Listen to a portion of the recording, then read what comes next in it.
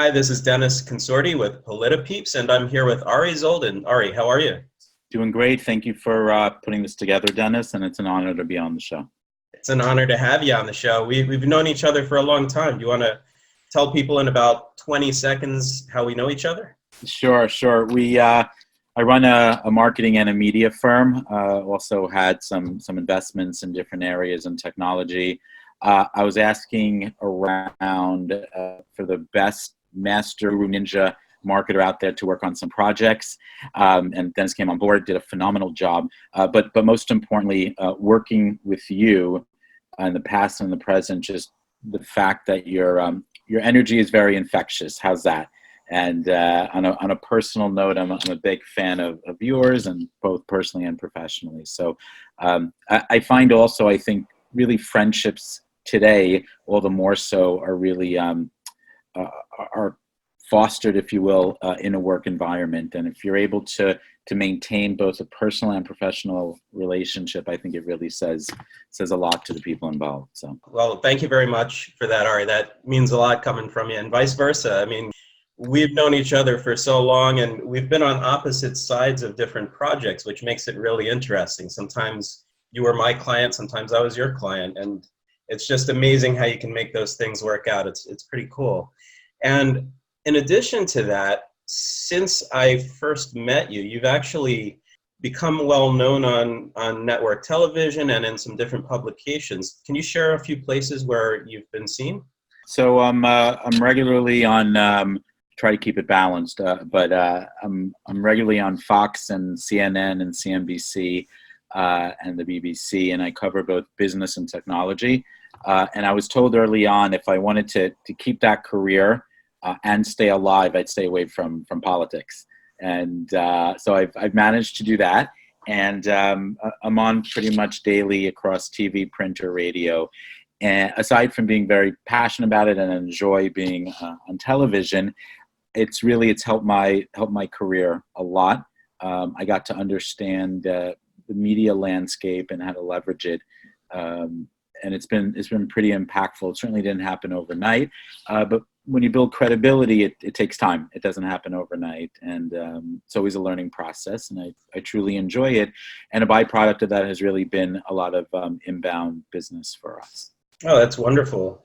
And you've got quite an audience. What do you have, like 30,000 friends on LinkedIn? Yeah, we've got 30,000. I'm hoping LinkedIn will increase our circle, our connections, because right now I can only have 30,000 friends, So 30,000 there. Between Facebook, I've got about 10,000, Twitter also 20,000, mailing list of about 80,000. So collectively we're about 200,000 across all the different networks, and none of the traffic was bought. It was really just, I grew it over the past 10 years very, very organically, and it's probably my biggest asset.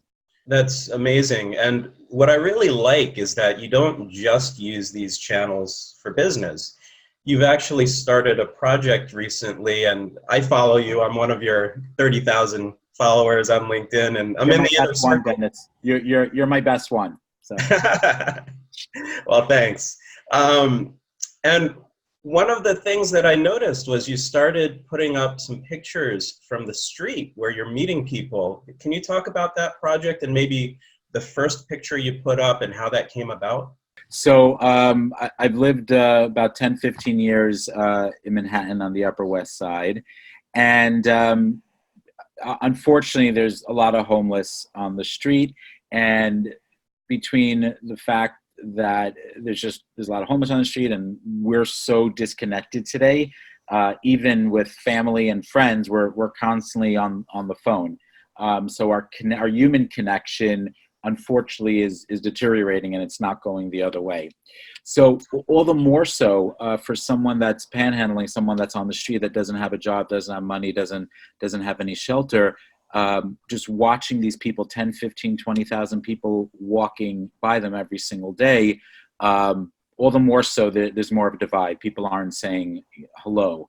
And I said, you know what? I said, let me find one or two people. And I wasn't expecting this project to become viral, but I wanted to connect with them. I wanted to hear their story. absolutely phenomenal. You know, we all know our friends, our family, we know their stories, but people that are down and out, you know, how many people walk by them and say hello? A couple of people may leave $1, may leave $2, but actually how many people will actually sit with them, ask them their name, their story, and get a background, right? Everyone has a story. So that's what I started to do. I started with one post. It was Veterans Day. He had a sign, please help me. Actually, I didn't have $1. I had no money. I said, well, what else can in my head, I said, what else can I offer this person? And I was able to offer them a simple hello and ask questions. And I found that the people appreciated the questions, the attention, the connection more than the $1. And I started asking them, I said, hey, would you rather have $1 or would you rather have a meaningful conversation? And hands down, they said, we are so lonely. We just want to connect with someone. And then it kind of started a movement, if you will. And I've just been profiling once a week people, sitting with them, asking their story. What are they passionate about? What do they enjoy? What do they dislike? And more often than not, I don't touch on how they got there, because it almost doesn't matter. It's just about creating that conversation and making people feel important. And it's been very impactful for myself as well.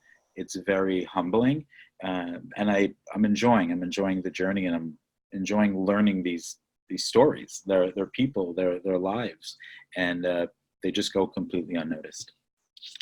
I can imagine. There's a homeless man who lives down the street from me, and I walk by him almost every day. He's maybe like 3 blocks away. And he's not in a populated area. He's actually by a park, and very few people walk by there. So I feel like he wants to be left alone. And in a way, I use that as my excuse to not approach him. I think about, well, what if I imagine this as his living room? I wouldn't want somebody coming up to me in my living room. But then I wonder if that's just an excuse on my part. And the other fear that I have is, what if I actually make a connection with this guy and I see him every day and he becomes my friend? Is that going to be weird? I feel like this is a thought that a lot of people have. I wanted to get your advice on those sorts of thoughts and feelings. Right. So, I mean, not a lot of people, a good number of people just write me off, actually won't even respond, because they don't believe that somebody would actually stop and sit and have a conversation with them. So people actually just kind of shoo me away, not talk to me, won't make eye contact, I think, just because they don't think it's genuine. You know, why would somebody stop and talk to little old me? So there's a lot of that, but there's a lot of also people that are just so appreciative that they're asking, how are you? Where are you from? What's your favorite baseball team? And you see their face light up, and it's like the first time in their life almost that, or at least it appears that way, that someone actually stopped and had a meaningful conversation with them. And in terms of going up, taking just from my business background, it's kind of just like a numbers game. You know, it's like, yeah, I try speaking to 100 people, maybe 10 people will actually sit and have a conversation with me.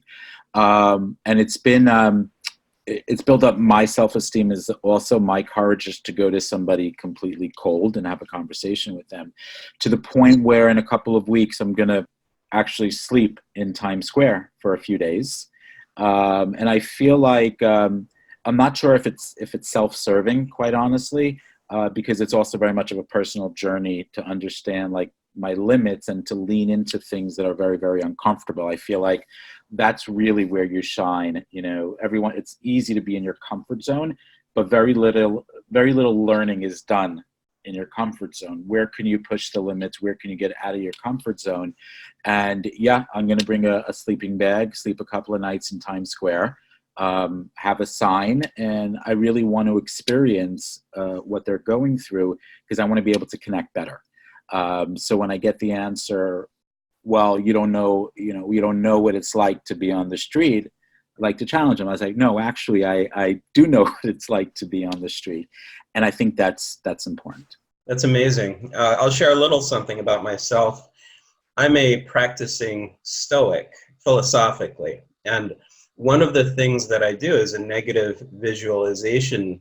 I try to do it almost every day, where I imagine myself losing everything that I have, and I try to picture what that would feel like. And it gives me a sense of gratitude for what I do have, and it helps me maintain my positive attitude. Do you feel like you get something like that out of this experience? Sure. There's a level of consciousness, gratuity, humility, that I find every single time I speak to these, to these people. But unfortunately, I'm not necessarily always in the moment. And you kind of, sure, you kind of slip away from that. It's like being in a funeral, someone close to you passes away, sure, you're focused, you're sad, you're conscious that, hey, I'm only around for so many years on this planet. It may end tomorrow.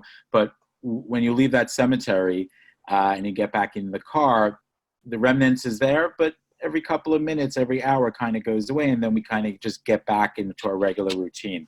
If I could, one of my goals is to stay in that level of humility, level of consciousness, level of awareness. That for me would be a very, very, I'd be in a good place. And I think I really would be conscious of the fact that I'm breathing and I'm alive and I'm healthy, because at any moment, it could be over, and it's a lottery ticket. So, do you want to look back at your life that, you didn't make the most out of it? Or do you want to, in your final day, say, wow, I lived on the planet for 75 years. I feel like I got everything out of it. So that's kind of the space that I want to go to. And I'm not there. I'm nowhere near there. But I think through the homeless, I'm able to possibly get there in a relatively decent amount of time. It's a journey, and not only are you raising awareness for yourself, but you're raising it for your entire audience. What was the response to these posts that you've been making? So it's been great. It's interesting. I've got the first test post got about 150,000. Just as a test, I wasn't even thinking about it. I threw up a picture, got about 150,000 views, which was good. But what was more interesting, the comments and the reactions were phenomenal. I think one person actually got a job through the posting. People were sending me like money. What was interesting, that there was zero call to action. I didn't say I didn't send anyone to a GoFundMe link. There was none of that. I was just sharing their story. And I think, and I wasn't kind of planning it this way, but it kind of was very raw, very genuine, and I didn't want anything in return. And I found that some of these homeless people got monies, they got a job offer, they got connection, and I actually went back and I showed the comments. For instance, there was a William, I had a Jessica, I had a Sean, and I said, hey, look, like you said people don't care, you said people don't stop. Well, guess what? Read these thousands of comments. And the comments were, hey, William, we're voting for you, stay positive. I have a job for you. Reach out to me. There's that program. And I found that to be absolutely amazing. There was no call to action, yet we got a lot of action out of it. Yeah, that's amazing. And I feel like you're really giving people hope at a time when there's such a shortage of it. And you're giving people purpose, both the people who you speak with and the people who you share your content with. It makes people feel good. And I really enjoyed looking at your content. Now, is there any specific end goal, or are you just going to run with it, sleep in the park, and see where it goes from there?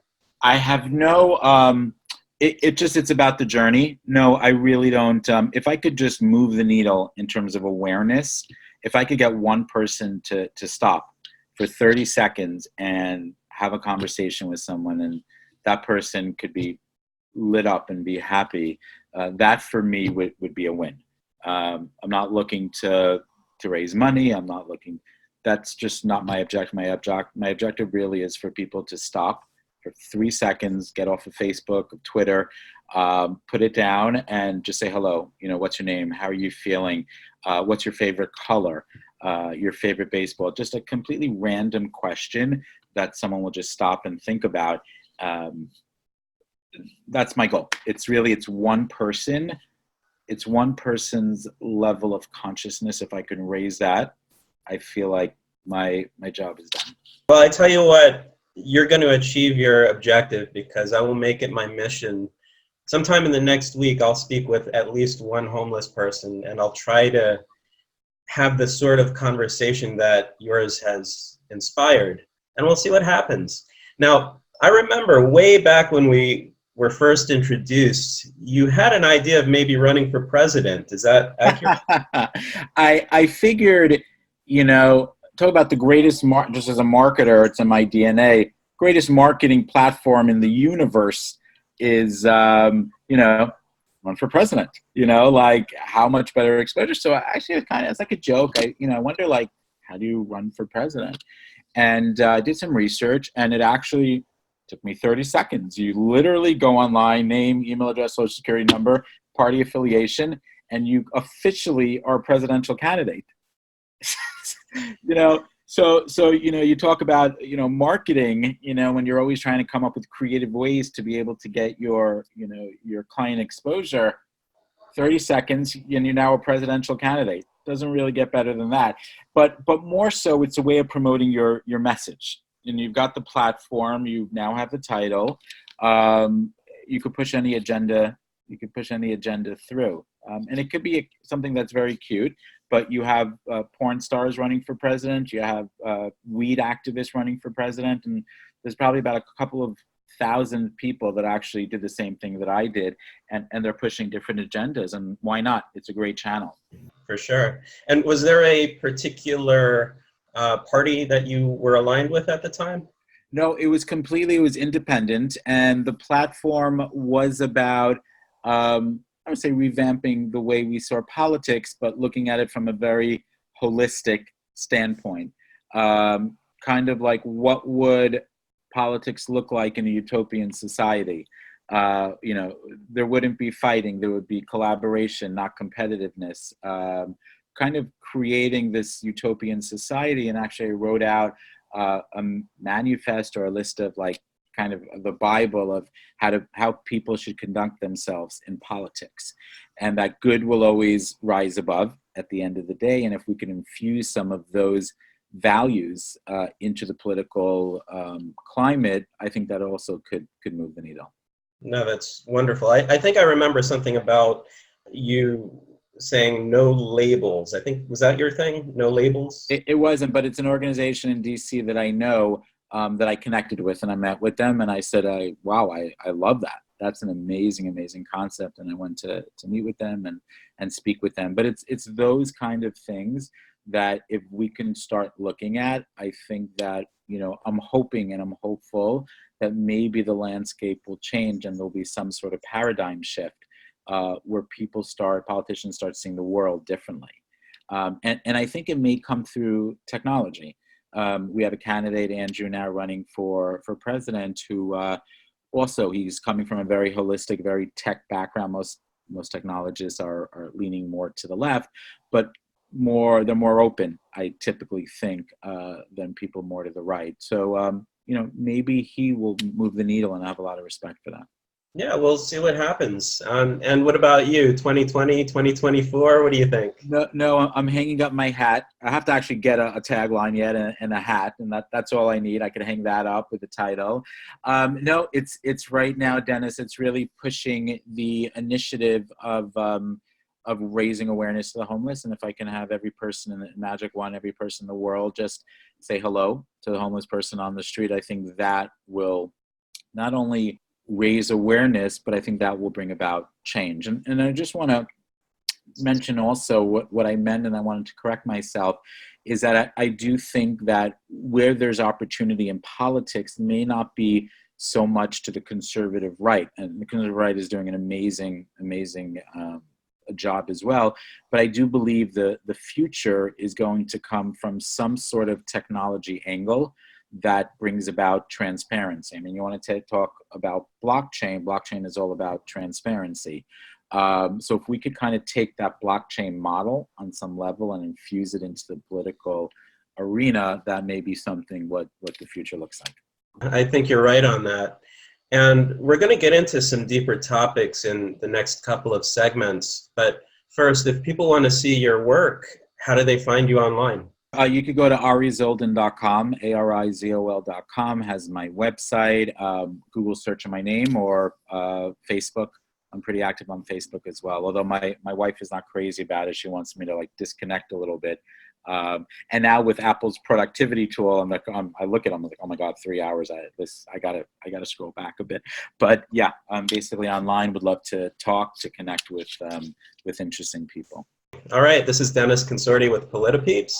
Make sure you like, share, and subscribe, and click the bell icon for notifications.